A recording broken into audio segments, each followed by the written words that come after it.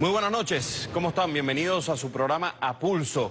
Como ustedes ya saben, yo soy Julio Riobó. Recuerde, usted puede participar con nosotros a través de nuestras redes sociales, @JRiobóBTV en Twitter, mi cuenta personal, la cuenta del espacio, @PulsoPisoBTV, mi cuenta en Instagram, @JRiobóF, y también estamos en TikTok, JR Periodista.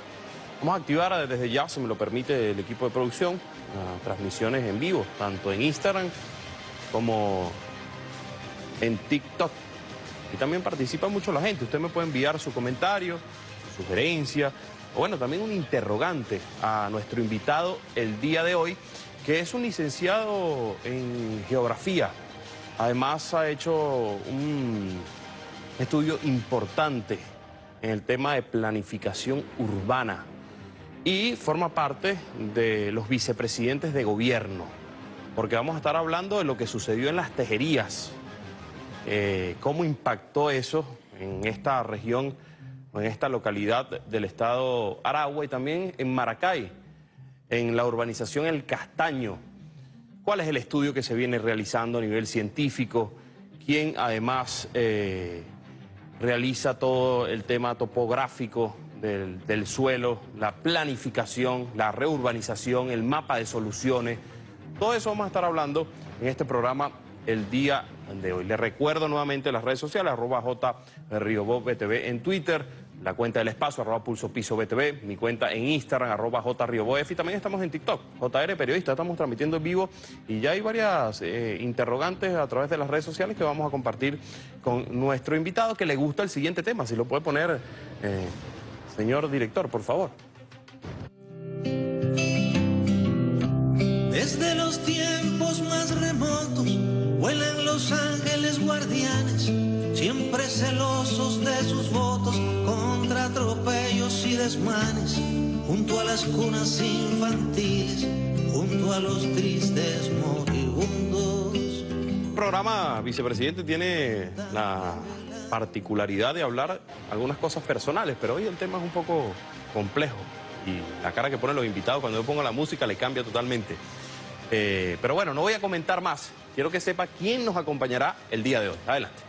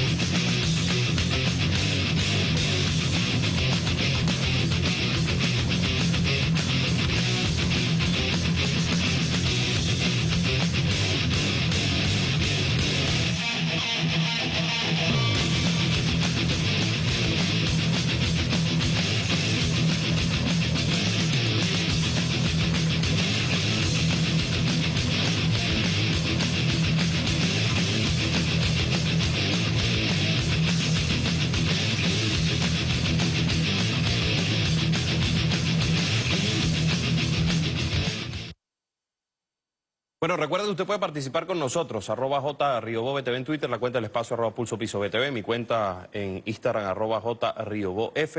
También estamos en TikTok, JR Periodista. Estamos transmitiendo en vivo, nos acompaña el vicepresidente sectorial de Planificación, Ricardo Menéndez. ¿Cómo está? ¿Cómo está? ¿Cómo está todo? Buenas noches, gracias por aceptar esta invitación. ¿Le gusta Silvio Rodríguez? Claro. Mucho. Claro. ¿Varios temas o solamente ese? Todos. Todos los temas. ¿Hay planificación allí para escuchar cualquier tema de Silvio Rodríguez? Bueno, hay contenido revolucionario, hay sensibilización. ¿A usted le gusta la primera también? Absolutamente. Está bien. ¿Cómo está? Buenas noches. Gracias por haber venido. Además hay una etiqueta, numeral A Pulso con Menéndez. Usted puede participar desde ya. Fíjese, esto es una entrevista típica de lo que yo siempre hago en este espacio, porque hoy vamos a hablar de manera técnica todo lo que sucedió en las Tejerías, en la urbanización del Castaño y lo que puede estar sucediendo en otras zonas del país. Yo estuve viendo imágenes hoy del sur del lago, usted me decía de Chichiriviche, de la costa, también vi en Choroní, bueno, el impacto de la crisis climática. Pero me gustaría comenzar con el tema mediático, porque mucho se ha dicho de las Tejerías. Y entre las cosas que se dijeron la semana pasada, mencionaban que el diputado Nicolás Maduro Guerra, a través de la explotación, así lo dicen, de algunas transnacionales de la comunicación, como siempre ha pasado en tiempos del gobierno nacional, estaba explotando en Lomas de Níquel una mina y eso generó la tragedia de las Tejerías. ¿Qué respondería usted que viene haciendo un estudio científico sobre este tema? Mira, es sumamente delicado que nosotros un tema tan complejo y tan importante para el país y para la humanidad toda, estemos permanentemente banalizando todas las cosas. Estemos haciendo una politización balurda desde el punto de vista de los temas que tienen importancia estratégica y tienen contenido nacional. Solamente para referir un aspecto, si se quiere, que cualquiera lo puede revisar, en cualquier mapa, en cualquier tema. Hay una zona que se llama Tiara y que tiene lomas de níquel. Está en una formación geológica y está en un área distante desde el punto de vista donde estamos hablando. ¿Qué tan distante? Bueno, están distantes desde el punto de vista que no tienen relación desde el punto de vista geológico. Son formaciones distintas, tienen características distintas. En una está la planta de Lomas de Níquel, que está precisamente más hacia el sur, hacia el sureste de lo que es la región donde estamos trabajando, y esto corresponde a otra formación. En este caso estaríamos fundamentalmente en la formación Las Mercedes, que es otra formación desde el punto de vista geológico. Entonces estamos hablando de la cordillera de la costa, una cordillera que tiene un tramo hacia la costa, tiene un tramo interior, y bueno, son características distintas. Ahora bien, este punto, si me permites, para hacer referencia. Sí, nosotros claro. Permanentemente vemos cómo ocurren hechos que son de una gravedad, de un impacto importantísimo para el país, y permanentemente hay una banalización de cualquiera de estos hechos. Nosotros vemos, por ejemplo, cómo prácticamente se intentaba desde el día 1 de iniciarse la tragedia, apenas estaba iniciándose las dificultades desde el punto de vista de las precipitaciones y ya venían con un ataque desde el punto de vista del abandono, teóricamente desde el punto de vista del gobierno en cuanto a la actuación en este sitio, cuando había ya despliegues en esta área. Posteriormente vemos esta banalización que estamos viendo ahorita, que es la que tú haces referencia, y posteriormente otra serie de banalizaciones. Se burlan además. Sí, por ejemplo, decir que sacar de contexto los temas, agarrar y pretender simplemente quedarse en la epidermis, puede llevar a una gravedad, que es que un tema de importancia estratégica, de importancia crucial para la historia de la humanidad, sencillamente algunos por su odio, por su visión visceral desde el punto de vista de lo que significa la política, por incluso la negación de lo que significa asumir un rol desde el punto de vista de la identidad de país, incluso podríamos decir más allá, no solamente como identidad de país, como identidad desde el punto de vista de la especie humana y como identidad desde el punto de vista de la defensa de la vida. Lo que ha ocurrido en el caso de Tejerías es apenas una muestra de la importancia que tiene que nos aboquemos a una serie de puntos y que nos aboquemos como sociedad desde el punto de vista integral. ¿Por qué se hace repetitivo esto en el estado Aragua? En el estado de Aragua hay varias características. En el estado de Aragua no, en todo lo que corresponde al sistema de la cordillera de la costa, hay una cantidad de procesos que se pueden activar de manera recurrente también en la zona andina. Si me permites, para hacer referencia a lo que es estas características, nosotros tenemos por una parte un contexto de lo que ha venido pasando y de por qué estamos viendo en el mundo, no solamente en el caso de Aragua, en el caso de Tejerías. Hay una crisis climática. Bueno, hay una crisis del clima, por eso nosotros vemos de manera cada vez más recurrente que hay impactos distintos desde el punto de vista de los huracanes, impactos distintos desde el punto de vista de lo que son casos como terremotos que no tienen que ver con la crisis climática o lo que tiene que ver con aludes torrenciales. Pero es muy importante, si me permites, para hacer una breve referencia a este punto, y tiene que ver con que hay una lógica desde el punto de vista de un modelo de ocupación, de un modelo histórico, que es el caso del desarrollo del capitalismo, pero del desarrollo de la humanidad en tiempos recientes, y una crisis climática que se ha venido generando, y tiene que ver con una forma civilizatoria, con una forma en que eso ocurre sobre el planeta. Nosotros lo decimos así, si me permite, para compartir unos datos. Sí, pueden mostrarlo si quieren. Nosotros tenemos aquí, por ejemplo, lo que corresponde al incremento de la población a nivel del mundo desde 1850 hasta el año 2020. Estamos hablando que se ha multiplicado por 8 el número de habitantes en el planeta. De casi 1.000 millones de habitantes, hemos pasado a casi 8.000 millones, más de 7.000 y tantos millones de habitantes. Pero cuando vemos los valores asociados a lo que es... ¿Eso quiere decir que la población, aumento de la población es igual a crisis climática? No, en lo más mínimo. Lo que estoy tratando es de contextualizar las distintas variables. Hay una que tiene que ver con un incremento importante desde el punto de vista de la población, es un elemento fundamental. Luego viene un patrón de la ocupación que se da en el territorio de esta población desde el punto de vista de las distintas características, cómo se viene generando ese ambiente modificado. Y otro elemento muy importante es cómo hemos decidido que es el modelo civilizatorio. Y ese caso, el modelo de desarrollo del capitalismo, ha llevado, por ejemplo, este gráfico que vemos acá, es el incremento del CO2 en el caso de la atmósfera, en el caso del planeta, y vemos que estamos alcanzando los niveles más elevados en 2 millones de años.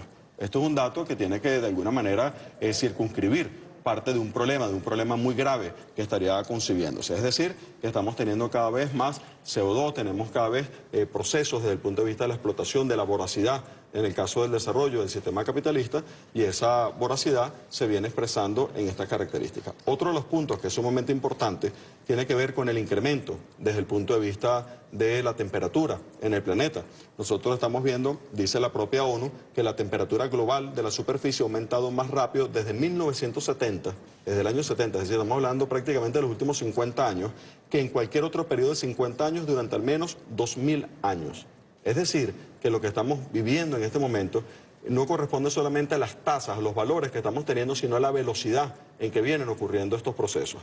Para que lo veamos de alguna forma, si hemos crecido 1.1 grados centígrados en los últimos 100 años, casi un 40% de ese 1 grado centígrado ocurrido en el último momento. Es decir, que hay una pendiente de la curva que no tiene capacidad los organismos de adaptarse. Ahora bien, ¿cómo abordar, y disculpe que lo interrumpa, hace 10 años usted estuvo junto al comandante Hugo Chávez, hoy lo hace junto al presidente Nicolás Maduro y las vertientes, por lo que me describe, es diferente. ¿Cómo abordar ahora ese cambio climático, esa crisis climática? Permíteme, disculpe un momentico para poder ejemplificar el problema, porque el tema de la velocidad de los cambios hay que asumir la conciencia de lo que significa. La velocidad de los cambios significa que los árboles que existen hoy, para poder seguir existiendo, tendrían que mudarse, levantarse del piso, levantarse de las raíces y mudarse 120 kilómetros al norte o 120 kilómetros al sur. Eso es imposible. ¿Eso qué significa? Que desaparecen esas especies. Es decir, que el problema climático es sumamente grave y tiene consecuencias para el planeta. Y esas consecuencias nosotros las vamos a tener en expresiones como los huracanes, las tormentas van a ser cada vez más fuertes, los periodos de sequía van a ser cada vez más extensos, las condiciones desde el punto de vista de las lluvias van a ser cada vez más cortas y más torrenciales. Es decir, que eso lleva a pérdida desde el punto de vista de los suelos agrícolas que tenemos, de certificación de suelos, y la desertificación de suelos lleva a pérdida de la capacidad de producir alimentos y eso lleva a condiciones de hambruna. Es decir, que el problema del clima no es una nimiedad, no es un problema de unos verdes, unos comeflor verdes que andan por ahí por el planeta hablando del problema climático. Es un problema serio, fundamental de toda la humanidad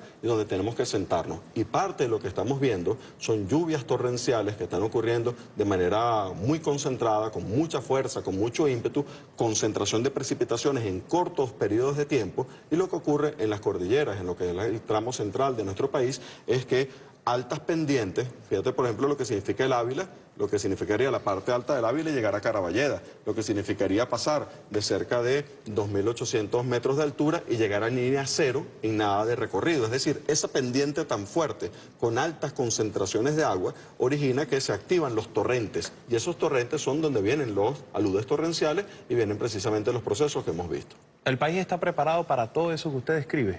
Bueno, como como caso de la crisis climática. Sí, el país tiene que prepararse para todo esto que está ocurriendo. Y la manera de prepararse es con un cambio del modelo histórico, del modelo político, de la forma de relacionarse precisamente con el ambiente para poder generar un cambio de toda la plataforma, no solamente nosotros, sino con la plataforma a nivel del planeta. No hay solución a este tema si no hacemos políticas concretas desde el punto de vista del territorio, pero una lucha central vinculado a la forma de llevar el tema del clima, el tema de la geopolítica a nivel internacional y asumir un compromiso serio sobre esta materia por parte de todos los países. ¿Qué fue lo lo que sucedió en las tejerías y qué sucedió en la urbanización del Castaño? Hay gente que dice que fue lo mismo. Usted me decía fuera de cámara que no, que hay diferencias. ¿Qué sucedió técnicamente? Sí, hay procesos distintos, hay procesos, características distintas, están dentro de la misma cordillera, tienen principios desde el punto de vista de concentración de agua, de lo que corresponde la humedad, desde el punto de vista de la ladera, la sobrecarga, desde el punto de vista de los suelos, pero evidentemente ahí hay una característica que podríamos decir que es fundamental, que es en un lado de una formación geológica donde se predominan los esquistos, que es el caso donde estaríamos en el caso de tejería. Los esquistos es un material que es una roca que es mucho más deleznable, tiene capacidad de erosión mucho más rápido, y por eso veíamos un material más bien más fino en lo que ocurría. Fino me refiero a que era arena, arcillas, etcétera, que menos grosor.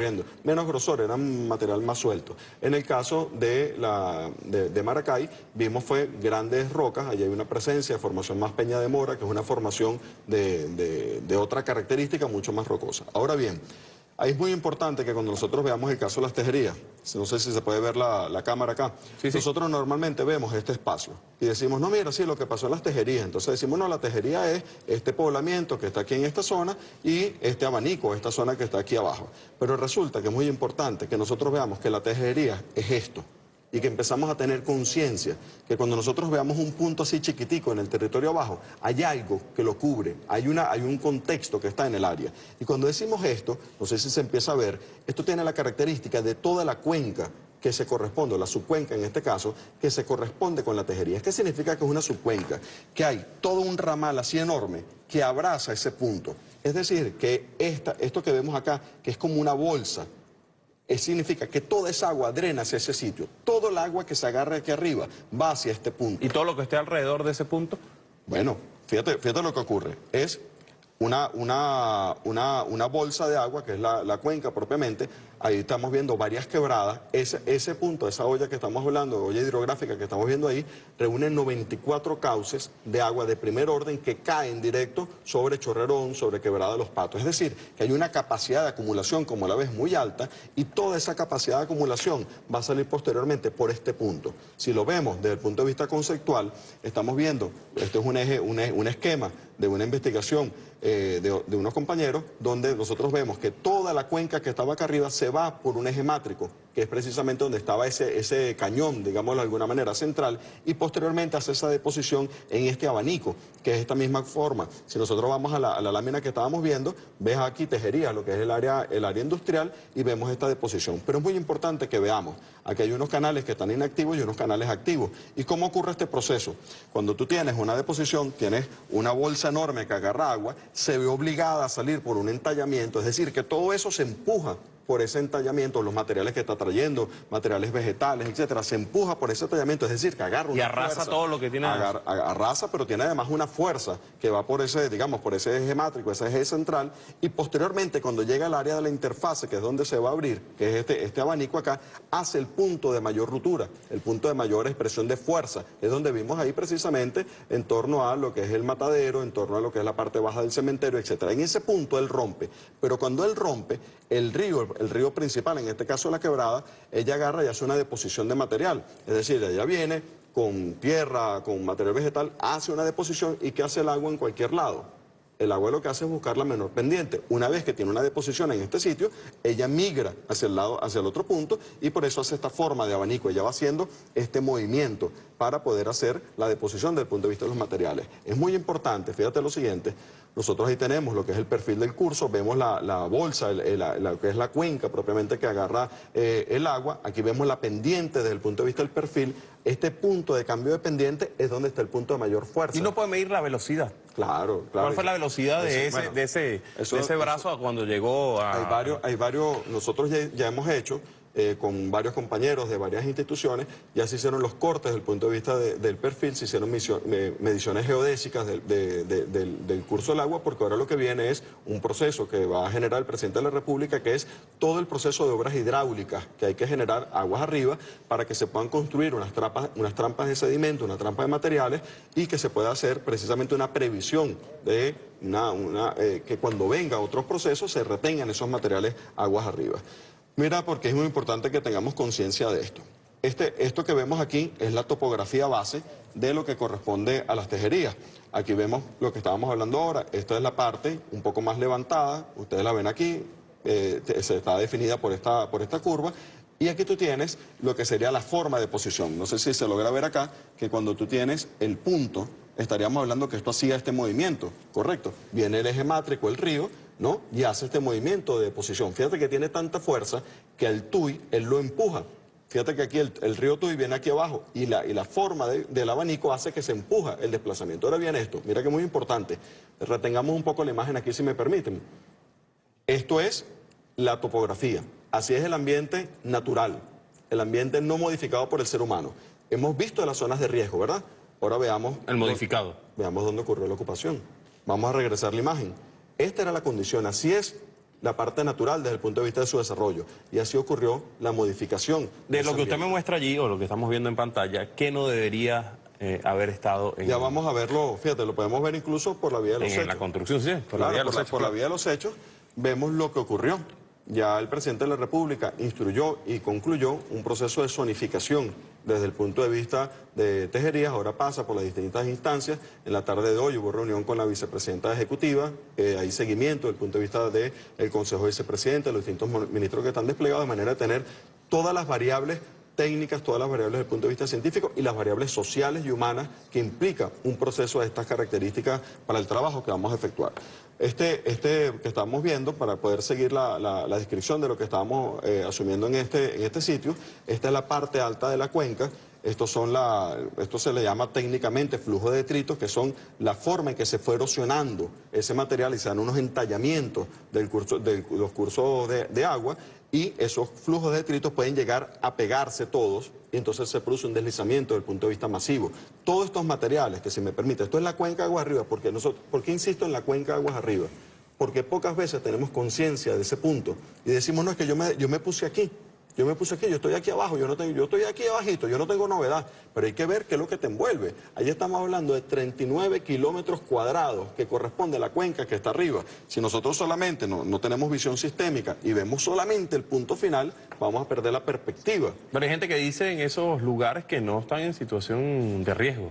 Bueno, no los escucho, pero yo hice un recorrido hace poco, el día lunes, y escuché varios comentarios. Ya vamos a hablar de eso, porque está ocurriendo en nuestras comunidades que con la iniciativa que ha planteado el presidente, el lineamiento de los mapas de soluciones, se está adhiriendo una vertiente dentro del mapa de soluciones que corresponde a los mapas de riesgo. Nosotros lo debemos decir, se dice fácil, se dice rápido, pero en Venezuela nosotros tenemos algo que probablemente es difícil que se reproduzca en otras partes, ya que tenemos un poder popular organizado. Nosotros en este momento tenemos 25.000 comunidades con cartografía social, y ahora estamos hablando de incorporar dentro de la cartografía social los elementos vinculados a la cartografía de riesgo. ¿Cuántos lugares hay en el país o sectores porque uno podría predecir que hay muchos sectores que están en situación de riesgo y que pueden pasar por esta misma eventualidad que las tejerías? Bueno, eso es parte del aprendizaje que nos corresponde y es muy importante que veamos... Y eso sin ánimos de alarmar, yo se lo pregunto porque bueno, sin ánimos de alarmar, pero hay unas medidas de Estado que el presidente de la República ha planteado y exigido la máxima velocidad en el punto de vista de desarrollo de políticas de Estado. Hay aspectos que corresponden al desarrollo de la sociedad y hay algunos que tienen que ver con la dinámica de nuestro poder popular. Es muy importante aprender del caso de las tejerías y se me permite hacer un breve recuento de las imágenes, porque esto ayuda a constituir el aprendizaje sobre el fenómeno, pero adicionalmente la conciencia social que tenemos que tener sobre estos hechos. Aquí tenemos lo que va ocurriendo aguas arriba. Como ves, estos flujos que están acá arriba, este es uno de los sitios donde se generó uno de los epicentros desde el punto de vista de despegue de materiales. Eso se llama Los Angelinos arriba. Y posteriormente todo eso significa que aquí abajo queda todavía material, como ves, de parte de la masa vegetal. Y este es el eje mátrico que estábamos haciendo referencia. Aquí está el abanico al final y todo este eje va llevando el flujo desde el punto de vista de materiales. Aquí vemos parte de los destrozos que se generaron. Aquí vemos lo que corresponde a la parte final. Uno de los errores, de los problemas que había, es este río, que es la quebrada de los Patos, estaba cayendo en ángulo recto en cuanto al río Tuy, evidentemente. Rompe. Hace un proceso de ruptura mucho más grande, y hay algunas otras cosas que podríamos referir antrópicas, que corresponden a cosas que hemos hecho los seres humanos que no ayudan en nada. Permíteme un segundo para que vean esto. Esto corresponde ya a lo que es el movimiento de lo que ya se levantó. Se hizo la cartografía completa desde el punto de vista de lo que está ahí. Tenemos ya cartografía post-evento que se hizo 2 días después. Otros organismos del Estado lograron tener todo lo que es imágenes satélite para poder tener comparación, y posteriormente tenemos ya una cartografía detallada, es decir, el Estado venezolano con levantamiento de drones y aerofotogrametría cuenta ya con una cartografía de detalle de lo que está ahí. Lo que estamos viendo ahí en las imágenes es precisamente esa cartografía, y para que se diga, porque a veces tenemos poca visión de lo que se hace en el país, esa cartografía ya está a 2 centímetros de margen de error, es decir, que el margen de error de lo que pueda estar ahí en el terreno es inferior a esto que estamos viendo en el caso de un bolígrafo. Ahora bien, para que tengamos conciencia de lo que está pasando, fíjate lo siguiente. Esta es la imagen, y si me permiten para detallar, de lo que había antes. Aquí estamos viendo, por ejemplo, parte del curso mátrico del río. Esto es poblamiento que estamos viendo acá, estaba dentro del lecho del río.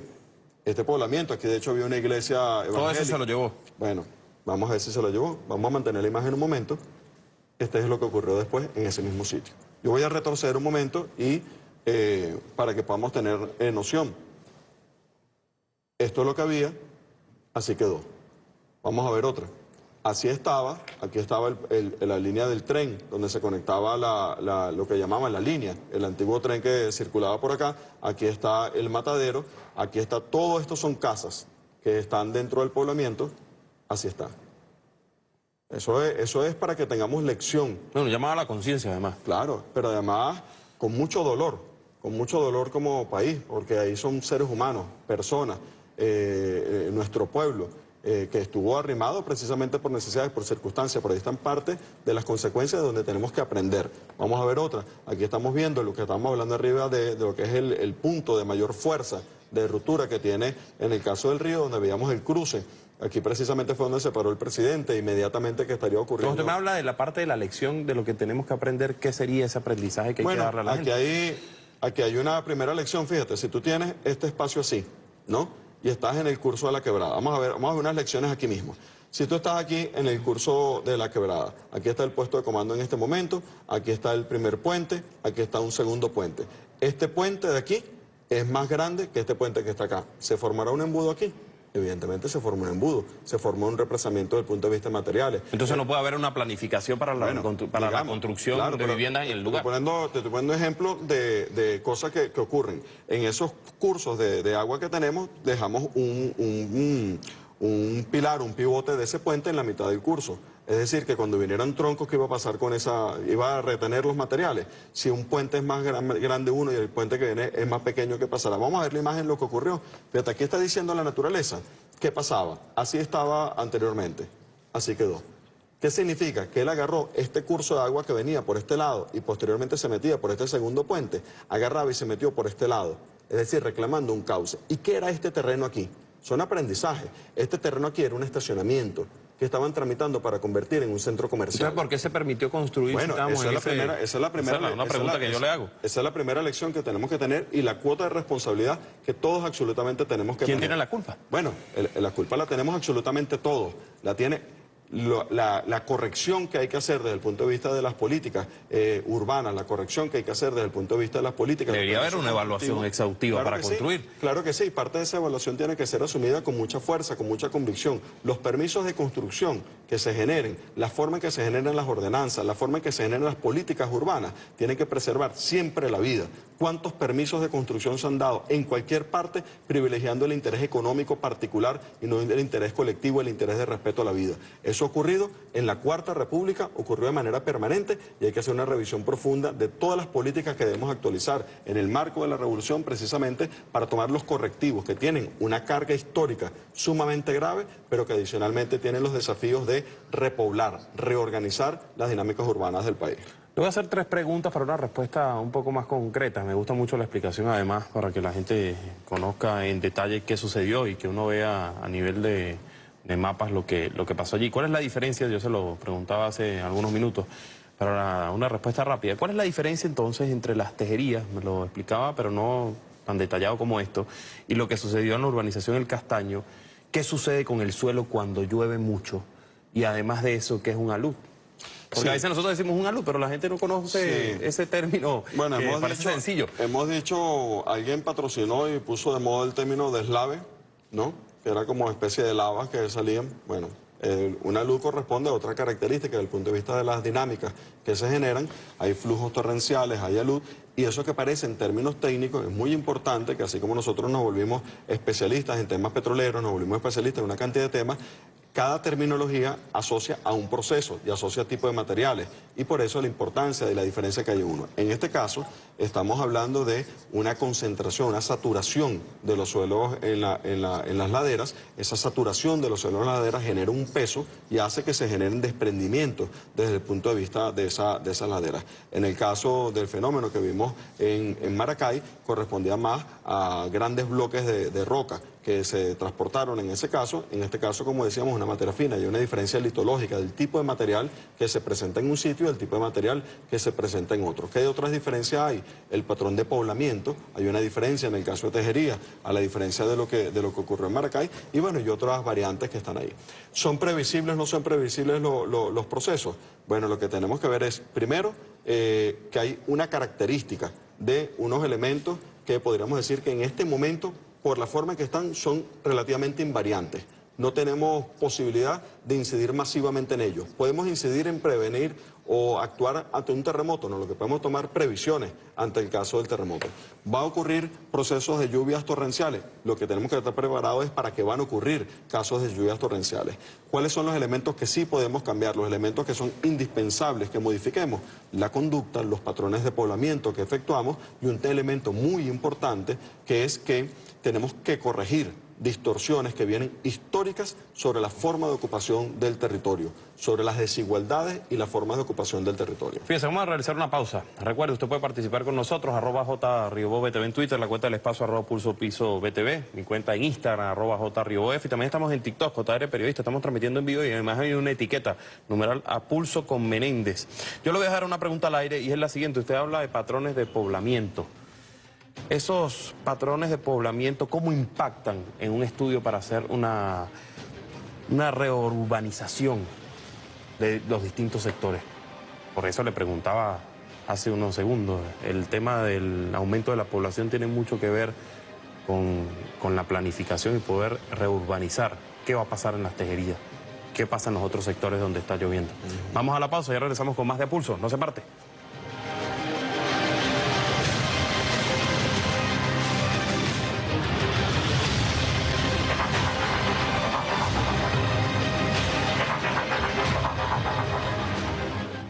Bueno, continuamos con su programa A Pulso. Yo dejaba una pregunta al aire, vicepresidente, que es el tema de la reurbanización. ¿Se puede lograr una reurbanización cuando además hay un índice poblacional que va aumentando? Sí, es indispensable una reurbanización, porque el tema no es que el planeta se acopó, el problema es la forma de distribución y organización sobre el espacio. Y por supuesto eso tiene que ver con la forma en que ese espacio se orienta, se organiza su ocupación en función de las variables económicas y sociales. Para poner unos tips de lo que esto significa desde el punto de vista de las variables y elementos que hay que prestar atención para que, y es el gran desafío desde el punto de vista de la construcción del socialismo, cómo nosotros generamos justicia y cómo creamos parámetros de igualdad en cuanto al acceso al espacio y a las formas de organización. Y cómo hacemos que el derecho a la ciudad no sea un derecho que se compra, sino que sea un derecho de la democracia, que es así como la vivienda no debe ser una mercancía, sino que es un derecho desde el punto de vista social. El derecho a la ciudad no debe comprarse, no debe estar tarifado desde el punto de vista de la organización. 3 ejemplos, si me permite, de procesos de poblamiento y procesos de organización.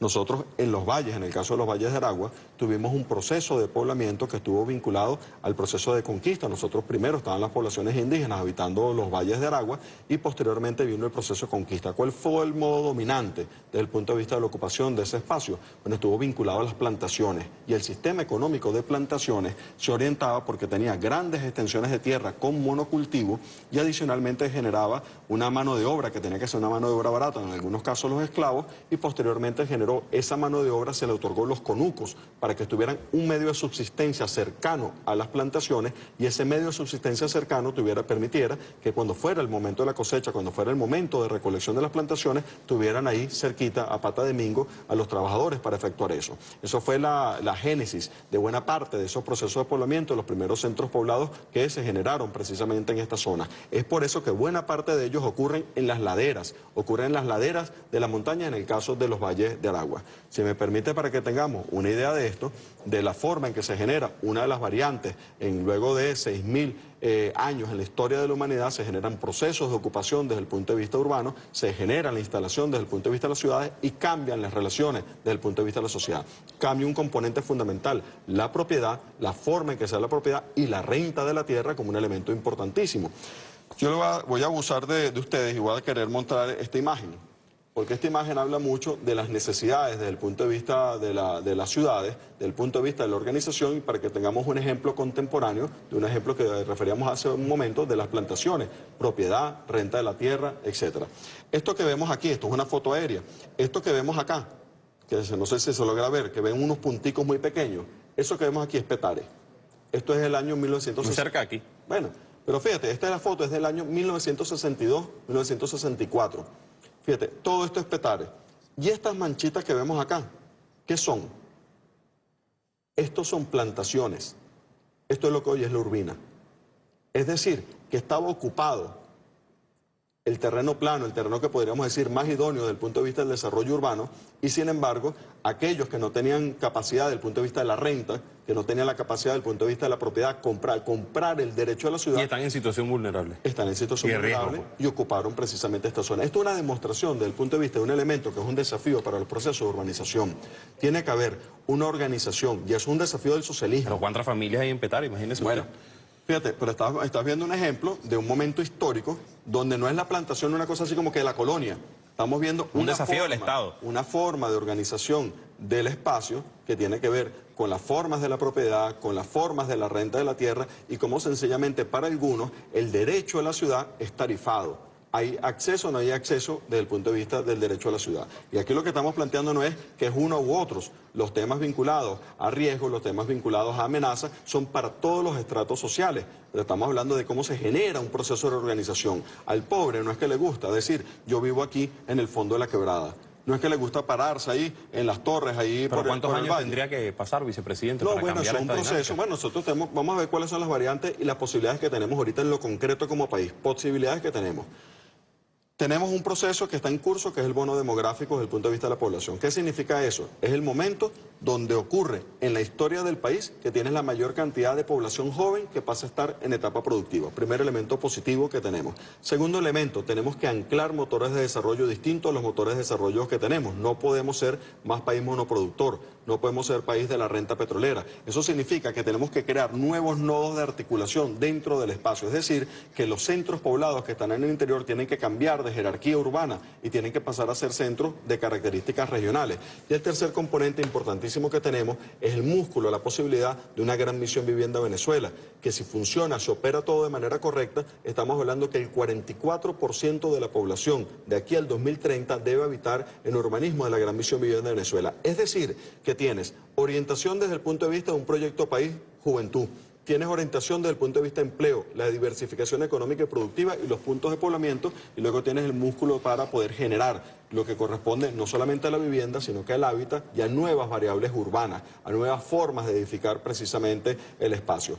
Esto significa que es no solamente posible, sino que es indispensable desde el punto de vista hay que de lo hacerlo. que tenemos que hacer. No hay otra alternativa. No hay otra alternativa. Usted que habla de Petare, y yo le voy a hacer una pregunta que, bueno, para la reflexión. ¿Cuántas personas viven en Petare, según usted maneja el tema poblacional del censo? ¿Cuántas personas viven ahí? Nosotros tenemos en Petare, tanto Petare Norte como Petare Sur, cerca de 500.000 de personas. Es una de las barriadas populares más grandes de la América Latina. Bueno, según ese cálculo, yo le preguntaría lo siguiente. Si hablamos 500.000 de personas, la misión Vivienda entrega 500.000 viviendas al año. Tendríamos que solamente entregar a todas las familias de Petare. Habría que... No es así, es que no... Entonces, ¿cómo sería? ¿Cómo se hace el análisis? No es así porque en todos los espacios no significa que todo lo que está ahí está en condición de riesgo. Hay variables desde el punto de vista de diseño. ¿Usted lo ha medido cuántas familias hay allí del 500.000? Hay mediciones y hay estudios, pero permíteme para distinguirlo, porque no es conveniente ni es sano ¿no? Que de repente, de pasar a tener nivel de conciencia sobre el riesgo, pasemos a un estado de esquizofrenia de pensar que todos estamos en condición de riesgo, que hay un proceso masivo. Lo que tenemos que tener es variables desde el punto de vista de estudio y variables desde el punto de vista Pero eso lo de genera diseño. mucho el desconocimiento. Correcto, es indispensable procesos de reordenamiento.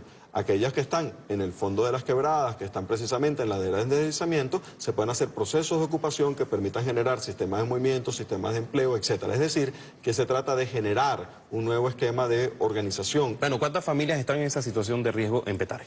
Si usted me diría. Habría que hacer el cálculo de cada uno de ellos. Lo cierto es... Esa investigación no la tiene. No, es que es un elemento particular sobre un tema general que estamos haciendo referencia. O sea, Petare no hace falta reubicarlos, ese es el planteamiento, no hace falta hacer una reubicación de Petare. Lo que hay que hacer es procesos de consolidación y aquellas zonas que están en riesgo, hacerles el tratamiento que se trata precisamente de riesgo, amenaza, hacerles el tratamiento que corresponde. Yo por lo menos le pregunto eso porque ¿dónde fue la vaguada en el año 2010? No, hubo concentración en varias partes. En Antímano hubo en Antímano. Pero hay gente que o se le permitió a la gente, y eso para la crítica, y además una consulta a usted y una pregunta, ¿por qué se le permitió a la gente construir nuevamente en Antímano si eso fue una situación que generó desastre y pérdidas humanas, por ejemplo? No debe haber procesos de repoblamiento en los sitios que hay riesgo. ¿Pero pasó? No debe haber repoblamiento en sitios que hay riesgo. En experiencias tan importantes que hemos tenido como país, deben incorporarse desde el punto de vista de la doctrina. El caso, por ejemplo, de Vargas es una experiencia que hemos tenido masiva desde el punto de vista y tiene experiencia. Algunos elementos positivos, algunos elementos negativos desde el punto de vista de la experiencia. Por ejemplo, la posibilidad de reorganizar sistema de movimiento es un elemento que debe evaluarse desde el punto de vista positivo. La forma de tratamiento de los cursos de agua, de la reorganización de la infraestructura, amerita revisión desde el punto de vista del trabajo. ¿Qué significa esto? Es una instrucción que tiene el Estado venezolano y es revisar todo lo que corresponde al ordenamiento de la dinámica urbana, al reordenamiento desde el punto de vista del marco legislativo, pero hay un elemento muy importante que tenemos que ver, que tenemos que darle salida, y es precisamente a un adimensionamiento desde el punto de vista de la Gran Misión Vivienda Venezuela. No es una tarea fácil. No, pero fíjate que el presidente de la República lo instruyó la semana pasada, instruyó a un reordenamiento en el caso de la Gran Misión Vivienda Venezuela para que de ahí se asumiera procesos de reurbanización, no de entrega de vivienda, sino procesos de reurbanización, de generar nueva dinámica urbana. Hay Misión Vivienda, edificios, casas que, yo se lo preguntaba fuera de cámara, se lo voy a hacer públicamente, que están construidas o están en situación de riesgo. No deben haberlo porque todos tienen que tener como variables de estudio precisamente la condición de riesgo para poder trabajar. Fíjese, el equipo... Pero al mismo tiempo, discúlpame, pero al mismo tiempo es indispensable que nosotros asumamos una premisa del comandante Chávez, que es el poblamiento del eje norte llanero y toda la dinámica de lo que corresponde precisamente al Orinoco Apure, porque eso habla de cambiar la dinámica de poblamiento. Si nosotros seguimos generando el mismo patrón de poblamiento y no generamos un patrón diversificado desde el punto de vista del poblamiento, vamos a cometer el mismo error, vamos a democratizar acceso a la vivienda sin cambiar lo que corresponde a la forma de distribución espacial en el territorio. Es indispensable una correspondencia del sistema urbano regional con una correspondencia con los nuevos motores de la agenda económica bolivariana y su distribución en el espacio. Debemos recordar que venimos de 10 años de guerra como son los que hemos tenido en nuestro país, 10 años que han significado una carencia desde el punto de vista de recursos, pero que nos obligan a mirarnos hacia adentro para generar esos recursos internamente en el país. Y por eso, reordenamiento, sembrar motores productivos y el direccionamiento del bono demográfico son grandes posibilidades para nuestro país. Pero lo más importante, si me permite, es que no banalicemos un tema como este y no permitamos que sea una moda. No permitamos que la semana que viene cambien los titulares de prensa, cambia lo que deciden la mediática ahora de las redes, que es noticia y que no es noticia, y entonces pasó la moda del tema y pasamos a otro tema y dejamos algo tan estructural, tan importante, que el presidente nos ha instruido que es una política de Estado y que no puede pasar de moda, sino que es un tema vertebral. Fíjese, yo voy a dejar de hacer ya algunas interrogantes, no voy a leer todavía redes sociales, le voy a pedir que me permita extenderme en el tiempo de este programa porque hemos estado hablando un tema que es muy importante. La gente dice que es muy buena la explicación, pero ha llegado el momento de unos compañeros periodistas, colegas de la casa, que le van a hacer unas interrogantes. Nos acompaña Yuslady Hernández, periodista del diario Vea, Dixie Castelo, periodista de medios digitales, y Alcides Martínez, director de medios alternativos y comunitarios de la Asamblea Nacional. ¿Cómo están? Buenas noches. Me gustaría comenzar con una dama, Dixie Castelo, periodista de medios digitales. Adelante, Dixie, buenas noches, te escuchamos.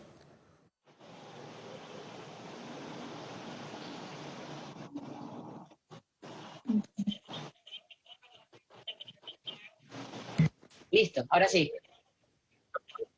Listo.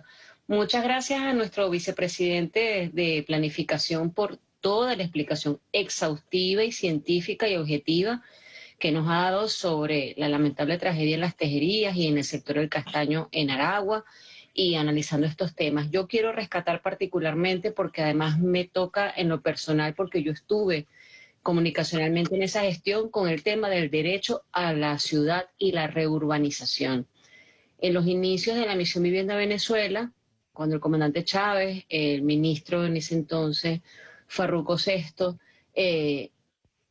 decidieron, y dijeron, y además con una creencia muy humana y muy real, y llegó, no sé si se acuerda, vicepresidente sectorial, cuando hablamos de que en Caracas cabía otra Caracas, y se referían a la reurbanización. Pero los medios de la derecha, los odiadores de costumbres, se aprovecharon de esa frase como para tratar de perjudicar a la Misión Vivienda Venezuela.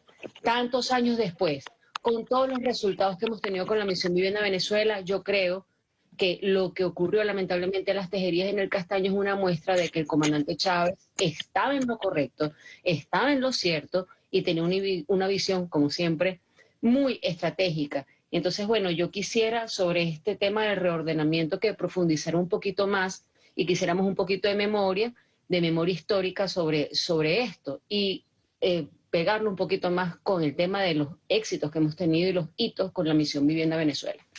Gracias. ¿Puede contestar? Bien, ahí hay varios puntos. Primero, una referencia. En Caracas, evidentemente, cabe más posibilidades desde el punto de vista de poblamiento, pero es muy importante las variables de ese poblamiento, porque no es mayor número de personas, sino que es ejercer el derecho a la ciudad. Caracas evidentemente le hace falta sistema de movimiento, le hace falta sistema de espacios públicos, le hace falta democratización propiamente del derecho a la ciudad. Es decir, que una de las cosas que probablemente debamos revisar es cuando hablamos de densificar, cuando hablamos de generar poblamiento, bueno, ese poblamiento va abrazado de un derecho a la ciudad, va abrazado de una necesidad. Si no tiene la posibilidad de la dignidad de ese hábitat, bueno, sencillamente debemos asumir que ese apartamento, ese inmueble, va pegado, por llamarlo de alguna forma, con la escuela, va pegado con el parque, va pegado con el liceo. Es decir, que tiene un espacio de expansión que le corresponde, porque si no, no estaríamos haciendo lo correcto. No es una misión simplemente de entregar las viviendas de una persona, sino que es la construcción de un hábitat y la construcción de una ciudad. Hago esa referencia porque hay unos aprendizajes desde el punto de vista del trabajo que efectuamos, y uno de los grandes desafíos es que no solamente sea la vivienda, sino que sea el hábitat y por supuesto los procesos de empleo localizado, es decir, que la gente pueda trabajar en el sitio. Uno de los grandes sueños, si me disculpa para poner la referencia, uno de los grandes sueños del comandante Chávez cuando decía voy a hacer los urbanismos en los valles del Tuy, era para que cambiara la vida del habitante, que el habitante no tuviera que despertarse a las 3 de la mañana para ir a su sitio de trabajo en la ciudad de Caracas y posteriormente regresar a las 11 de la mañana. Recuerdo uno de los puntos cuando se entregaron viviendas en los valles del Tuy y la persona dijo, ¿y tú qué vas a hacer ahora? No, me voy a despertar a las 6 de la mañana, desayuno, voy a la escuela y posteriormente a las 5 de la tarde puedo generar una misión educativa. Es decir, un derecho a la vida, es un derecho desde el punto de vista del trabajo. Cuando decimos eso y hablamos de reordenamiento desde el punto de vista urbano, hay varios desafíos a resolver. ¿Cuáles son las variables urbanas? ¿Cuáles son los elementos estructurales que están afectando más la dinámica del punto de vista urbano? Porque no es un problema donde sencillamente a la gente le provocó o no le provocó. No es sencillamente un tema donde hay una forma de ocupación del espacio porque la gente fue el primero que llegó. O sea, hay unas variables económicas, hay unas variables desde el punto de vista de renta de la tierra, hay una variable desde el punto de vista histórico y hay una realidad, hay un ambiente construido.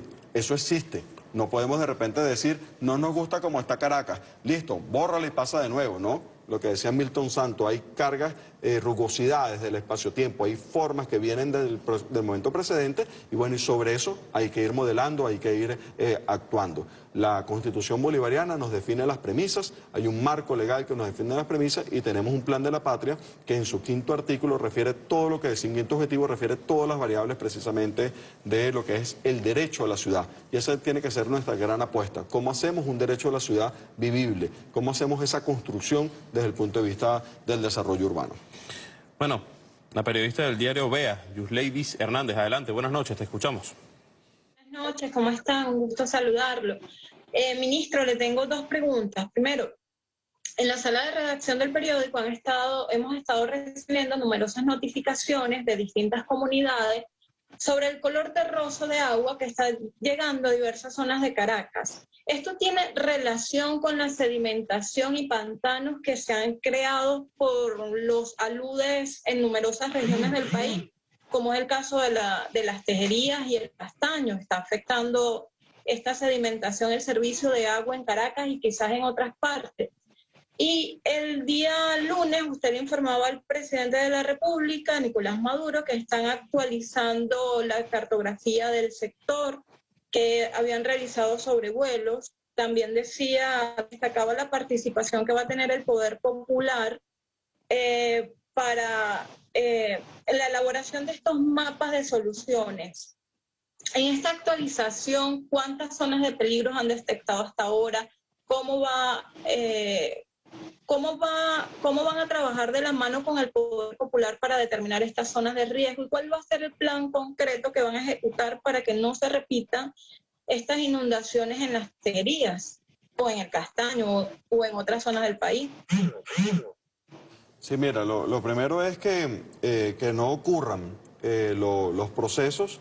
Es muy difícil que podamos decir que no va a ocurrir los procesos. Las lluvias torrenciales van a ocurrir. Lo único que podemos prever todos los venezolanos y todos los habitantes en un sano juicio es que tenemos que estar preparados para esas condiciones. Es decir, que el problema no es si va a llover o no va a llover. Eso pareciera ser una invariante para este momento. O sea, cada vez va a haber lluvias más intensas, cada vez va a haber procesos de sequía más extensos y lo que nos corresponde es como seres humanos y como sociedad cómo nos preparamos para enfrentar esas situaciones.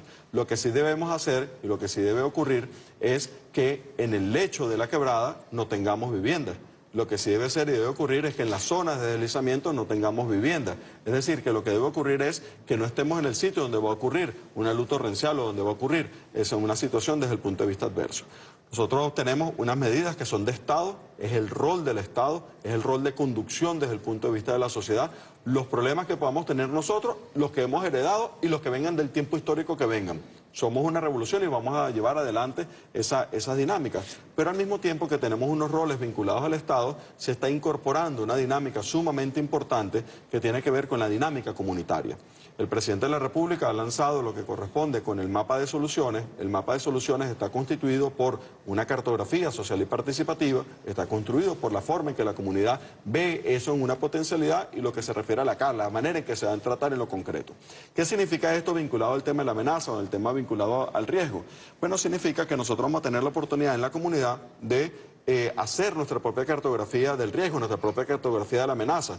¿Qué eventos se nos repitieron en este sector? Ocurrieron cada 5 años, se inunda esta parte del barrio. Oye, mira, y cada 10 años el río se mete y se lleva esta parte. Eso que decimos cada 5 años, cada 10 años, nos está hablando de una recurrencia, de un proceso, es decir, de una previsión que se tiene que generar. Y eso nos va a permitir ir definiendo dentro de las comunidades las áreas de niveles de vulnerabilidad, las áreas de niveles de amenaza distintos. Pero adicionalmente tenemos oportunidades, porque tenemos una organización popular, tenemos una fuerza desde el punto de vista de esa organización y va a permitir que construyamos pluviómetros populares, sistemas de alarma, de alerta dentro de las comunidades y que con eso podamos generar mecanismos de previsión. Hay algunas experiencias concretas que se han venido formulando. En el caso, por ejemplo, de la quebrada Nauco, en el caso de Caracas, se generaron parte de esos sistemas y bueno, eso permite que tengamos una previsión en el caso de la comunidad y sobre todo la posibilidad de saber cómo actuar. Adicionalmente, la previsión de los sitios de refugio, la previsión de los sitios de contingencia en cualquiera de las comunidades. ¿Qué significa? Que ahora nosotros mentalizamos que es, bueno, sabemos en el barrio, sabemos en el acá, el plan de la patria comunal que estamos haciendo en el barrio, bueno, estos sectores están en área de riesgo, estos sectores se inundan cada cierto tiempo, esto por aquí va a ocurrir un proceso de una luz torrencial, por ejemplo, y esa sabiduría se convierte en acciones, en lo concreto, en lo chiquito, ahí en el caso de la comunidad, pero adicionalmente la comunidad vinculada a que si sabemos que tenemos un pluviómetro popular, entonces la gente dice, un pluviómetro popular, bueno, eso es un pote que se le corta la parte de arriba y se marca el pluviómetro y se dice, si pasa de aquí a aquí en media hora, significa que ha caído tanta agua, significa que se alerta tal sistema de emergencia, tal sistema de alerta, si pasa de aquí a aquí tanto, y significa que la gente se empieza a replegar para sencillamente poder tener alternativas en lo concreto de cómo defendernos. Adicionalmente, el presidente de la República ha instruido un estudio de imágenes de satélite de toda la cordillera central para poder ir tomando previsiones, que tenga un modelo, que tenga la humedad que ocurre en las laderas, lo que es las lluvias que estamos teniendo, que no es que llovió un día, sino que ha llovido de manera recurrente varios días. Eso va haciendo, como lo venía alertando el presidente, va haciendo que las laderas tienen peso cada vez que cae 1 litro de agua, eso es 1 kilo. Que está montado ahí sobre la ladera y se caen 2 son 2 y eso va haciendo que dependiendo de la característica del suelo se van produciendo procesos de fractura, procesos de cicatrices de despegue, etcétera, en cada uno de los sitios. Es decir, que la cantidad de agua que nos ha caído, bueno, es parte de esa explicación. En Tejerías llovió ese día, pero 2 días antes había llovido. 2 días antes había ocurrido un rebose del río Tuy en la salida, en la saliente que tiene ese punto. Había materiales que por la instrucción que dio el presidente de revisar todo el cauce, antes de llegar a las Tejerías ya había puntos de rebose del río. Es decir, que habían condiciones de saturación desde el punto de vista de esas laderas y bueno, es parte de la previsión que nos corresponde. Hay acciones de Estado, esto es muy importante, no es que ahora estamos a la intemperie, ¿no? Y bueno, vamos a ver qué hacemos con la lluvia y que vamos a ver qué pasa con... No, hay un Estado que está actuando, un Estado que tiene acciones, que está desplegado, que ahí mismo ha desplegado toda la Fuerza Armada Nacional, ha desplegado todo el poderío de la vicepresidencia del área social, es decir, todas las acciones desde el punto de vista de la vicepresidencia del servicio, es decir, estamos actuando ante las coyunturas, pero esto requiere, por supuesto, unas cuestiones de fondo, actuar en la contingencia y modificaciones de fondo desde el punto de vista de la sociedad. Bueno, culminamos con Alcides Martínez, periodista o director de medios alternativos y comunitarios de la Asamblea Nacional. Con él culminamos y luego usted me va a regalar algunos minutos para redes sociales. Hay muchas preguntas e interrogantes. Adelante, Alcides, buenas noches, te escuchamos. Buenas noches, Julio. Muchas gracias por la invitación, al igual que a tu equipo de producción, excelente. Y al vicepresidente de Planificación, a Ricardo Menéndez, excelente planificador. Mi respeto y consideración por su trabajo y compromiso. Lo conocemos y sabemos de su desprendimiento por lograr esa independencia económica por la cual estamos luchando todos los venezolanos. También queremos resaltar la transmisión de este programa a través de los medios comunitarios y alternativos. Yo quería preguntarle, ministro, vicepresidente, ¿cómo vamos con ese mapa de soluciones que usted ha planteado, verdad? Con ese ABC, ¿cómo ha sido la experiencia y cuáles han sido los resultados? Y lo otro, que no deja de ser importante, es sobre la agenda concreta de acción que la Vicepresidencia de Planificación adelante en las comunas para prevenir este tipo de desastres naturales propios del cambio climático y que en Tejerías y otras zonas de Venezuela lo hemos visto reflejado. Muchísimas gracias. Bien, muchísimas gracias. Miren, eso es una línea estratégica de Estado. Es lástima que el presentador la dejó para el final, pero una línea no ha terminado todavía, queda todavía unos minutos. Una línea estratégica que se pierde de vista el significado que tiene. El presidente de la República ha instruido 3R.net. Ese .net es 9 etapas de transición al socialismo. Es decir, es una construcción histórica al 2030. Eso tiene una importancia y una belleza enorme, pero además que se haya convocado a partir de la construcción popular, a partir de generar una nueva agenda programática de necesidades con el pueblo, bueno, tiene una fortaleza enorme porque estamos hablando de un modelo político ideológico que es la democracia directa.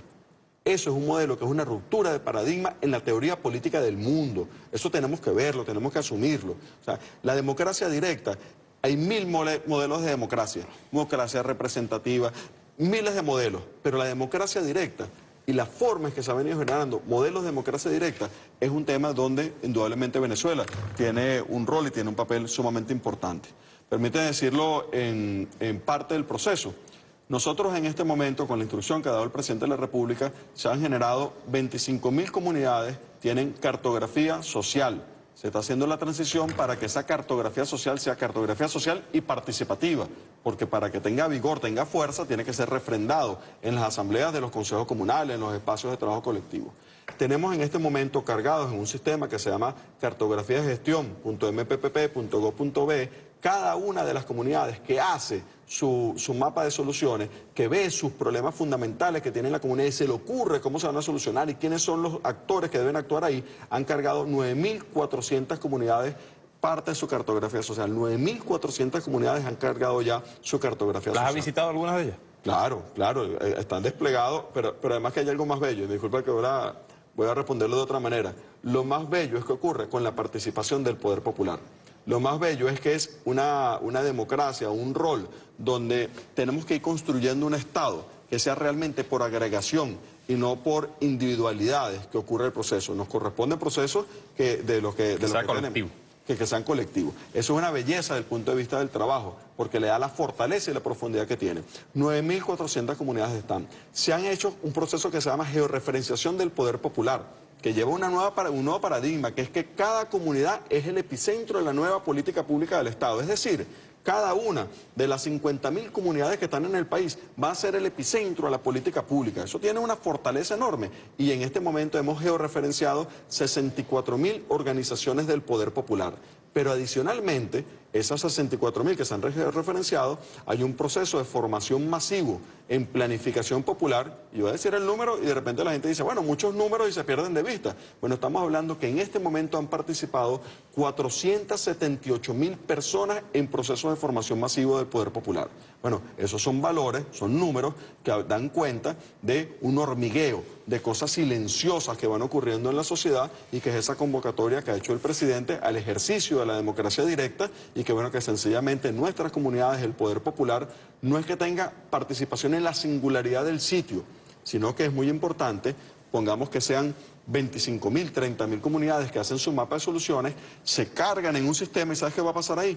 Se constituyen las grandes nuevas políticas públicas del Estado venezolano. Es decir, que las políticas públicas del gobierno nacional están ancladas en la particularidad de cada uno. Y es como si tiráramos una atarraya, como si tiráramos un marco de políticas generales que abrazan a las 50.000 comunidades y que tienen fuerzas y fortalezas para desarrollarse. Por eso construir combos de soluciones. Por ejemplo, cuando una comunidad tiene un problema de agua, de repente un combo de soluciones que le falta una tubería, la bomba y le hace falta una asesoría técnica. Cuando una comunidad tiene un problema vinculado, por decir algo, a una cadena productiva que no puede producir algo, de repente el Estado lo que hace es generar un financiamiento y eso se construye en combos de soluciones para poder tener a la diversidad de problemas grupos de soluciones que permitan dinamizar a la sociedad. Bueno, agradecemos a Yuleidy Hernández, periodista del diario Vea, a Jixi Castelo, periodista de medios digitales, y Alcide Martínez, director de medios alternativos y comunitarios de la Asamblea Nacional. Gracias por haber participado en su programa Pulso. Le voy a pedir, vicepresidente, que de las preguntas que le voy a hacer sea más concreta la respuesta para aprovechar el tiempo. Vamos a ir hasta las 11:30, nos quedan 15 minutos para responder preguntas de redes. Yo le tengo antes de la pregunta de redes las preguntas. ¿Usted tiene cuánto tiempo trabajando en el tema de la planificación? Un tiempo. ¿Pero cuánto es ese tiempo?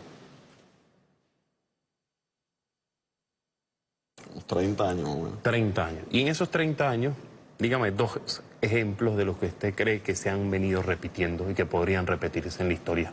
Porque ya me decía hace unas preguntas de uno de los periodistas, bueno, hemos visto que si 5 años, bueno, sucede esta eventualidad que bueno, ha traído tragedia. ¿Cuál se puede repetir? ¿Lo han podido prevenir en todos estos 20 años de revolución bolivariana, por ejemplo? ¿Tú te refieres a que a eventos que... A eventos, sí, que se han repetido. Uno dice, bueno, se repitió este evento, hay uno que podría repetirse próximamente. Bueno, el tema que estamos viendo en Tejería... Corto, porque si no... El tema que estamos viendo en Tejería es uno de los temas que diríamos que es la urgencia. El tema de... ¿Se está repitiendo? Sí, evidentemente, evidentemente. ¿Y por qué no se previno entonces? Bueno, porque estamos hablando de unas variables históricas que están desde el punto de vista del poblamiento. Es un poblamiento que ocurre sobre un ambiente. Ese ambiente está... más exacto, pues. No, disculpa, el ambiente está reclamando el cauce de las quebradas, por poner un caso, y si estamos ocupando el cauce de las quebradas por los N procesos de urbanización que hemos tenido, evidentemente tenemos una dificultad a resolver. Si tenemos urbanizaciones de los distintos estratos sociales que tengamos, que están en laderas, con buzamiento, inclinación de las capas, que van a generar deslizamiento, son problemas a resolver. Ahora estamos hablando de un tema que tiene una dinámica histórica, es el poblamiento del país, el poblamiento de la humanidad. Vamos a ir a redes sociales. Hay varias interrogantes, preguntas y algunas denuncias y algunas críticas, ¿no?, que debemos escuchar. Dice Francisco, en el plan operativo anual, ¿qué proyectos fueron aprobados para la planificación de las casas? Hay una cantidad de proyectos que están consignados, vinculados sobre todo al tema social. Próximamente se va a efectuar la defensa del presupuesto en la Asamblea Nacional y están todos los detalles de la inversión social que se está efectuando y la inversión productiva. Dice Ernesto González, saludos a los márgenes del río San Julián, Caraballeda, La Guaira, el que arrasó con la urbanización Los Corales, está siendo poblado, personas venden terreno cuando esto es parte del Guaraíra Repán. Bueno, eso es uno de los casos que tiene que ser de revisión. ¿Cuál es el aprendizaje que tenemos en Los Corales? Eso es un caso que tuvimos en La Guaira, donde se generó una dinámica del río San Julián, bueno, que ahí está lo que ocurrió. ¿Cuál era la solución ante eso? Hacer un repoblamiento sencillamente del sitio. Esa era la solución que tenía. Evidentemente es una zona que está en condición de amenaza. Es una situación que está en dificultad, es un aprendizaje negativo. Lo asume como una crítica. Claro que sí, eso es un aprendizaje negativo, es un aprendizaje de cosas que no deben ocurrir. Instalar infraestructura que corresponde a la atención primaria en cauce de ríos es un error. Son cosas a corregir, son problemas que tenemos y que tenemos que asumirlo en primer tema de responsabilidad de ese tipo de elementos. Dice Marco Antonio, como aragüeño y afectado como he sido... Marco Antonio se llama el usuario. Como aragüeño y afectado como he sido en otras ocasiones, me preocupa el tema de limpieza y dragado de ríos en un valle como Aragua, pero debo ser responsable y reconocer que lo presente es consecuencia de lluvias por crisis climática. Dice el comentario. Luis Cacu Carrero, existe una teoría popular, muy popular, de unas compuertas de un dique, el cual había sido denunciado previamente por la gente y se hizo caso omiso. Esta teoría, ¿de qué cierto tiene? ¿Existía tal dique como compuertas dañadas? Mira, nosotros sobrevolamos 3 veces la cuenca. Nosotros no vimos evidencia de ningún dique. Hay erosión importante de las laderas, aguas arriba, pero no vimos presencia ni teníamos conocimiento de ningún dique. Había una arenera un poco más arriba, pero no hay ninguna evidencia de un dique, de ningún elemento. Ahí es muy importante. Hay una especie de corrillos que se crean por las redes, etcétera. Y bueno, y es muy importante que separemos toda posición política de este tipo de tragedia, de este punto de dificultades, porque estar buscando permanentemente el río revuelto, estar permanentemente tratando de erosionar la credibilidad pública, cuando lo que tenemos es que acudir a tratar de colaborar, bueno, en lugar de salida genera problemas. Dice Jorge Jaramillo, en Turgua hay un dique, una vez se derramó y se inundó el Rosario de Soapire y causando destrozos. Un comentario allí. Guayquepuro, buenas noches. Excelente y muy didáctica la explicación del profesor y ministro Menéndez. Mi pregunta, ¿esos estudios se realizaron en la ciudad de Tovar, donde ha sido recurrente ese problema? La última vez hace más de un año. ¿Soluciones? Sí, en Tovar se han efectuado varios trabajos y evidentemente ya hay temas que hay que seguirlos abordando, precisamente no solamente en Tovar, en toda la región andina. Ana Martínez, ¿cómo se puede apoyar a aquellas personas que viven en edificios de vieja data y debido a las lluvias se agudiza su estructura por humedad, filtraciones? Bueno, hay que ver si son temas estructurales o si son temas más de infraestructura. Nancy López, él fue un estudiante excelente en la Escuela de Geografía, fue mi preparador, técnicas de preseminario con el profesor Claudio Perna, jamás lo olvidaré. De todo hay aquí. Ajá, pregunta aquí también Yuri Daniel. Pregunta al ministro, ¿cómo queda el artículo 127 de la Constitución y las leyes de ordenamiento territorial ante los permisos de construcción?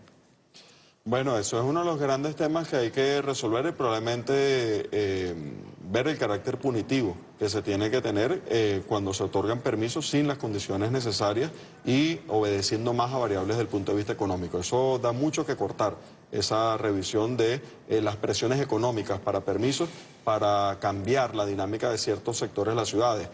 Solamente me dijiste que fuéramos muy breves, pero para dejarlo como una... Corto, nos quedan 8 minutos. ¿Cómo se llama? Como una provocación ahí.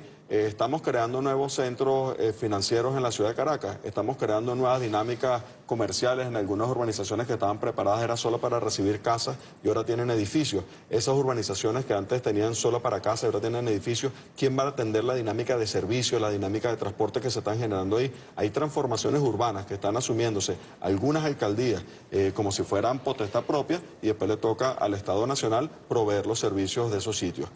Nancy López, lo que pasó en Tejerías puede pasar en todas las cuencas donde el asentamiento poblacional se ubicó en el valle o pie de monte. Hay distintas características desde el punto de vista de las cuencas. Eso me extienda porque me queda poco tiempo. Sí, hay distintas características en las cuencas, distintas configuraciones, es parte del trabajo. Y asumir determinante es que en los lechos de las quebradas no se debe generar ninguna ocupación. Hay unos márgenes de protección incluso establecidos por la norma y esos márgenes de protección deben ser respetados. Si tenemos eso, tenemos un primer nivel de previsión desde el punto de vista del trabajo. Manuel Parada, pregúntale a Menéndez que ahora sí le van a parar a los proyectos o anteproyectos presentados para el diagnóstico de mal uso de tierras en alguna cuenca y diseñar un manejo sustentable. Los cerebros en puestos de dirección te decían hechos concretos y para eso no había real. Bueno, tiene que ser evidentemente el tema central de trabajo, pero no, quiero insistir en que por si acaso no es un tema burocrático lo que estamos haciendo referencia, es un tema de aplicación sumamente importante. Tampoco son estudios de impacto ambiental para que se llenen los bolsillos de algunas consultoras. Estamos hablando de una política de Estado para poder enfrentar un tema tan grave y tan importante como el que estamos haciendo referencia. Guillermo Enrique Meléndez Rojas, saludos al excelente ministro de Planificación. En síntesis, es el sistema capitalista salvaje quien ha producido el cambio climático de efecto invernadero a través de la polución atmosférica. Para salvar el planeta hay que cambiar el sistema. Bueno, eso lo dijo el comandante Hugo Chávez. El comandante Fidel refería que al capitalismo se le iba a recordar más que por todas las hambrunas y por todas las crisis económicas que habría generado y por todas las guerras se le va a recordar más por el daño que ha generado el clima. Dice Sarayet Inaure, felicidades por tu invitado. Le pregunto a Ricardo si él cree que esos ríos fueron desviados y buscaron su curso normal o simplemente se desbordaron. No, los cursos de agua están en su dinámica. Ahí lo que ocurre fundamentalmente es un poblamiento que hemos tenido de esa dinámica y evidentemente unas lluvias excepcionales con una recurrencia muy alta. Dice Luis Navarro, canalizar todas las quebradas afluentes a las Tejerías hacia el desagüe natural, prohibir la construcción de viviendas en esa zona y reubicar a todos los ocupantes del sector. Imagínense, otro desastre. En el Castaño tienen un ejemplo y en el desastre del río El Limón otro. Bueno, ahí es muy importante, primero que existan los estudios y los trabajos, en este caso hidráulicos, etcétera, pero es muy importante que cambiemos también la concepción y las variables de diseño que implementamos. Nosotros muchas veces decidimos, ¿qué es lo que hay que hacer con esto? Encajona el río. Métele un embaulamiento al río. ¿Y qué pasa con la energía cinética que se genera dentro de eso? Entonces decimos, hay que ocupar más el espacio, ponle un bulevar arriba. No, probablemente el agua, lo que hay es que darle salida, lo que hay que darle es canalización para que precisamente salga esa agua. Y hemos hecho políticas pretendiendo domar a la naturaleza cuando lo que se trata es de generar una dinámica de poblamiento con la naturaleza, no domando a la naturaleza. Dice Marx acuchismo, menudo de maracuchismo, pero lo pone como mar. Dice lo siguiente, saludos a Riobó y al ministro Menéndez. ¿En cuál nivel de dificultad estaríamos para el 2023 debido a la pérdida en agricultura, la industria y el comercio ocasionada por la intensidad de la lluvia en este año? Adelantar las medidas a tomar para mejorar el escenario. No, en este momento las previsiones desde el punto de vista económico del país son de crecimiento, son las previsiones que hay. De hecho, todo lo que está organizando el presidente es un crecimiento con prosperidad. Evidentemente, el tema de las lluvias nos genera una contingencia y una política adicional que se va a tener, pero el ímpetu está en generar una matriz de crecimiento económico en nuestro país, pese a las agresiones que hemos tenido, pese a la guerra económica, seguir con la matriz de crecimiento y eso, por supuesto, con la prosperidad social, que es uno de los temas fundamentales, un desafío, que es vencer las heridas que ha generado la guerra y, bueno, generar una distribución distinta desde el punto de vista de la riqueza. Joan Castro, me parece excelente que esté el vicepresidente Ricardo Menéndez, así como ocurrió en las Tejerías, que otras zonas podrían estar latentes, con qué criterios se clasifican y cómo avanza la vicepresidencia de planificación para atender los problemas estructurales de esta zona. Gracias. Sí, hay un mapa de riesgo nacional que se está generando. Hay, por supuesto, unas zonas que tienen previsión, pero el riesgo, estamos viendo ahorita, de aludes, procesos vinculados a lo que se llamaría de alguna forma altas pendientes, pero también hay en condiciones de topografía más plana. Para eso se está haciendo una tipificación de los distintos tipos de amenazas que pueden estar y bueno, y generar los mecanismos. Hay varias políticas de Estado que se irán anunciando por parte del presidente en esta materia. Estrella 67, ¿cuál sería la solución más inmediata para evitar estas tragedias por el desbordamiento de estos ríos allá en el estado de Aragua? Bueno, ya hemos hecho referencia a parte de esos temas, ¿no? Yo le decía esto fuera de cámara y creo que también es importante. Saludos, pregunta para el invitado, dice Gaudí Mosquera. ¿Podría usted proponer un diplomado en planificación urbana para que participen todos los voceros de las organizaciones de base del Poder Popular? Y quien sea el invitado, excelente por el tema, para tocar en el programa. No, de acuerdo. Ahí siempre hay que ampliar las iniciativas. Como decía al principio, en el caso de la Escuela de Planificación, se están generando ya, van 478.000 personas, en lo que es unos cursos, digamos, amplios que están para abordar distintas temáticas. En este momento están en curso 10 diplomados que abarcan a 3.000 personas que están cursando en este momento y todos los que están planteando los compañeros hay que irlos incorporando, cada vez incorporar más y hacer más tejido. Incluso cuando hagamos algo, volver a insistir con otra etapa. Un tema que nunca va a faltar es formarnos, hacerlo con mucha humildad y sobre todo crear una nueva doctrina de pensamiento que se alimente de la praxis y que se alimente, por supuesto, de las tesis teóricas.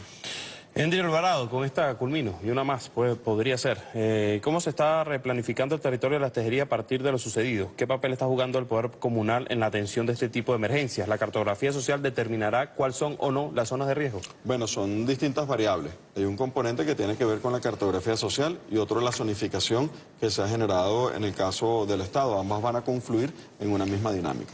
El viejo Canelón, las explicaciones que ha suministrado la vocería gubernamental indican que existía un grado importante de previsibilidad de los eventos catastróficos en Tejería y Maracay. Entonces, ¿por qué el gobierno nacional no actuó en resguardo de la integridad física de la población? No, se ha actuado, se ha actuado. Evidentemente hay una actuación importantísima. Prácticamente que las dinámicas que normalmente se generan asociados a las tragedias se están rompiendo en el caso de Venezuela. Eso sería casi que la pregunta inicial. Hay distintas fases que ocurren en los procesos de desastres naturales.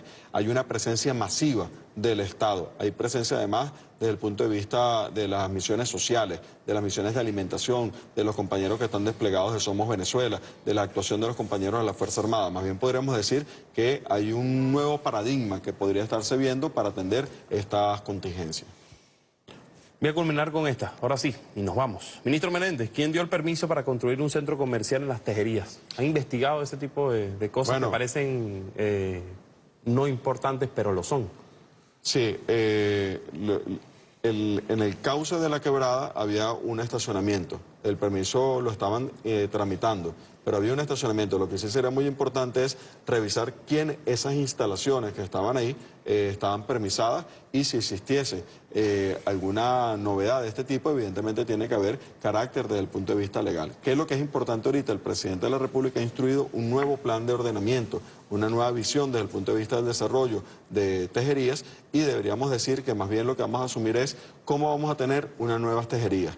¿Cómo vamos a tener un nuevo esquema desde el punto de vista urbano? El presidente de la República ya está revisando los nuevos a vivir, es decir, los nuevos espacios para el desarrollo de viviendas en el propio centro poblado. Pero eso evidentemente va a llevar a un cambio para crear nuevo empleo localizado, un redimensionamiento de la zona industrial que ahí se encuentra, una reubicación de factores productivos que se encuentran en el área y sobre todo una nueva tejería. Pero cuando veamos esa nueva tejería, cuando veamos las nuevas variables desde el punto de vista urbano, lo que estaremos viendo es apenas lo que diría el comandante Chávez, un injerto de las cosas que podemos hacer, de las cosas que podemos asumir como desafío. El aprendizaje de La Guaira, el aprendizaje de tejería y bueno, tener una nueva política desde el punto de vista urbano. ¿Qué es clave para esto? Que lo tenemos que hacer absolutamente toda la sociedad, lo tienen que hacer todos los sectores de la sociedad y asumirlo como un tema de unidad desde el punto de vista del país. Aquellos que usan cualquier trinchera para disparar, aquellos que el odio los come por dentro, que no ven el antídoto precisamente a pretender banalizar todas las cosas,